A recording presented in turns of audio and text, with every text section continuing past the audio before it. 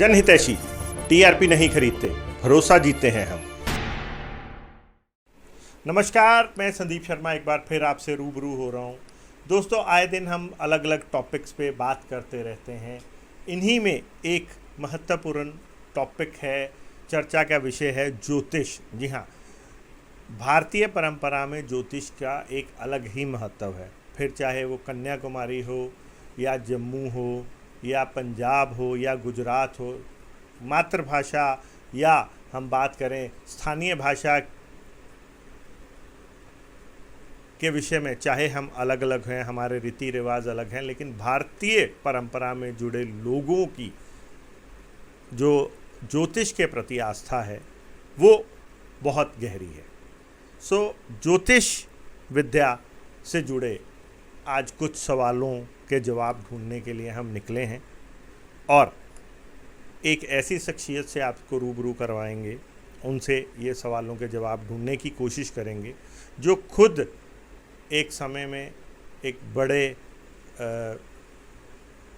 समाचार पत्र समूह के संपादक रहे और ज्योतिष विद्या पर रिसर्च करते हुए उनका रुझान ऐसा बढ़ा कि आज वो खुद एक प्रख्यात ज्योतिष के रूप में लोगों की सेवाएं कर रहे हैं। लोगों को बहुत सारी चीज़ों, उनके अंदर कुछ सवाल हैं, उनके जवाब दे रहे हैं और उनको कहीं ना कहीं उनके सवालों के जवाब ढूंढने में सफल हो रहे हैं। आइए मिलते हैं जो हमारे साथ हैं, ज्योतिष विजय किशोर मानव। सर नमस्कार। नमस्कार।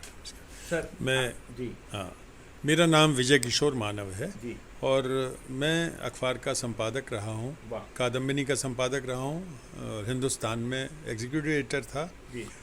और वहाँ एक्चुअली हमारा एक बहुत लंबा समय है, लगभग 50 साल का समय है जिसमें ज्योतिष हमारे साथ जुड़ा हुआ है जी। हम ज्योतिष के कॉलम छापा करते थे अखबारों में, तब कभी कहीं नहीं छपते थे, और उनमें लेख वगैरह छापते थे, तमाम इश्यूज़ पे छापते थे कि कौन सी समस्या है, उसके लिए आपका आकलन कैसे करें और उसका क्या उपाय करें।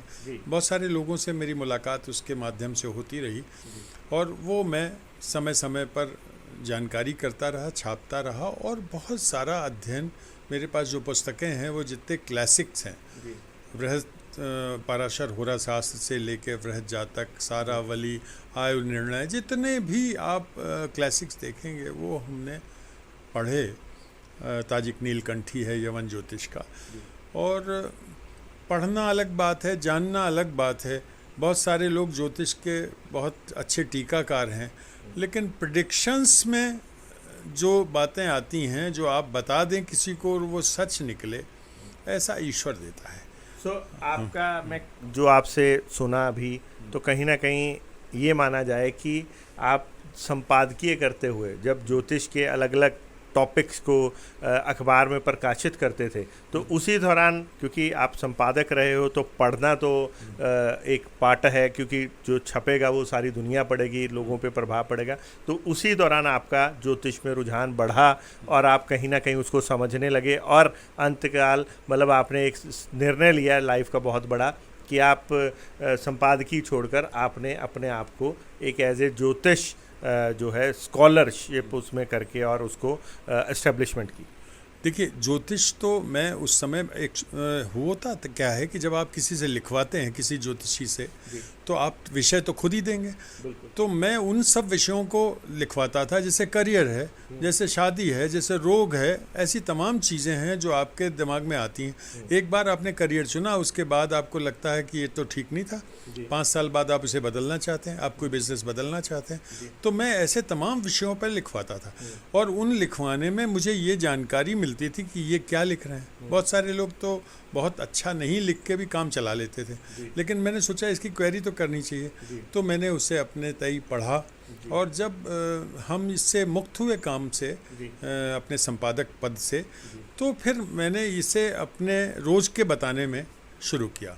तो प्रारंभ में मैं पैसा नहीं लेता था, लेकिन हम रजिस्टर्स बनाते थे। तमाम लोग जो आते थे हमारे पास कुंडली लेके, और तमाम परिचित लोग ज़्यादा होते थे, क्योंकि अगर हम आज की भाषा में बात करें तो आप डाटा कलेक्ट करते थे। जी, तो मेरे पास हज़ारों कुंडलियां हैं जो मैंने लोगों की देखी हैं, और उनमें जो बातें बताई वो बहुत सारे लोगों की बातें नहीं सच होती थी। वो एक हमारा मित्र था जो मंत्री रहा मनमोहन सिंह सरकार में, उसको कभी बताया वो मंत्री बन नहीं पाता था, बहुत प्रोमिनेंट था, 5 साल का 4 बार का सांसद था, लेकिन बन नहीं पाता था। तो जब मुझसे एक बार बात हुई तो मैंने कहा कि तुम तो मंत्री बनने वाले हो, तो उसने कहा अभी तक तो कुछ होता नहीं। मैंने कहा ये तुम पुखराज पहने उतार दो। तो बोले पंडित जी ने बताया जो उनके चैनल पे काम करते थे। तो मैंने कहा नहीं तुम उतार दो, तुम्हारा होने वाला। वो मंत्री बन गया। उसके बाद में जब दोबारा हमने कहा तुम्हारा कुछ और अच्छा होने वाला है, या तो मंत्रालय बढ़ जाए तुम्हारा, या तुम्हें पार्टी में महासचिव बना दे, या और ऐसा कुछ हो। तो पता नहीं है कैसे। फिर जब उनका दोबारा हुआ, रिशफल हुआ, तो उनको एक और मंत्रालय मिल गया। तो मैं ये कह रहा था कि कुछ ऐसे घटनाएं हुई जिनमें कुछ IAS अफसर हमारे टच में थे जो हमारे परिचितों में से थे या परिचितों के परिचित थे। अब उनका ट्रांसफ़र नहीं हो रहा था, पत्नी की हो गई, उनकी नहीं हुई। उन्होंने पूछा तो मैंने कहा बीते दिन में इनका भी हो जाएगा, वो हो गया। बहुत सारे तरह के लोग आए हमारे पास और हमने बताया और वो हो गया। मैं ऐसा समझता हूँ कि मुझे जो जानकारी है वो तो है। एक तो जब आपकी पत्री हम देखें तो उस समय हमारे पास क्या हमारे दिमाग में आए ये तो ईश्वर तय करता है, और आपका ज्ञान जो है और जो विश्लेषण है वो आपका काम करता है।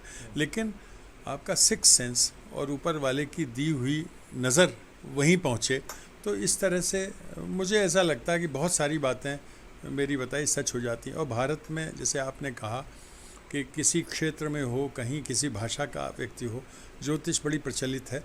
प्रचलित क्या है कि हमारा पैदा होने के पहले से, जब बच्चा गर्भ में आता है तभी से संस्कार शुरू हो जाते हैं। अब कान कब छिदवाना है, बाल कब उतरवाने हैं, पुंसवन कब होगा, आपके 3रे महीने पुंसवन हो जाता है। गर्भ में आया बच्चा, उसको प्राण आता है, तहाँ उसका संस्कार होता है। मरने का संस्कार, मरने के बाद का संस्कार, तो सब कुछ ज्योतिष से जुड़ा हुआ है। आपके यहाँ पंचक होंगे तो ये नहीं होगा। आप कब दुकान खोलोगे, कब करोगे, बल्कि है तो ये भी कि किस नक्षत्र में आप भर्ती ना हो अस्पताल में। हमारे पास ये लिखे हुए हैं किस नक्षत्र में पैसा नहीं दें, ये डूब जाएगा पैसा अगर आप इस नक्षत्र में देंगे। तो ये मैं पूछना चाहूँगा, जैसे आपने ये चीज़ें बोली, तो ये हर एक के लिए है या सिर्फ गिने चुने लोगों के? 27 नक्षत्र हैं, वो घूम रहे हैं। 28 हैं, एक ऐसे ही है।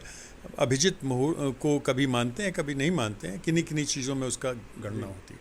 तो इसमें आपको ये होगा कि दूसरा विवाह होगा ही, बच्चे पैदा होंगे, उसमें स्त्री की गड़बड़ी है कि पुरुष की गड़बड़ी है, ये सारी बात उसमें ज्योतिष में आकलन करने की स्थिति में है। आप मेरे पास आएंगे सुबह, मैं KP से आपके उस समय के प्लैनेट्स देखूंगा और उनके नक्षत्र स्वामी देखूंगा। आपको मोटे तौर पर हमें बता देंगे काम आपका होगा कि नहीं होगा।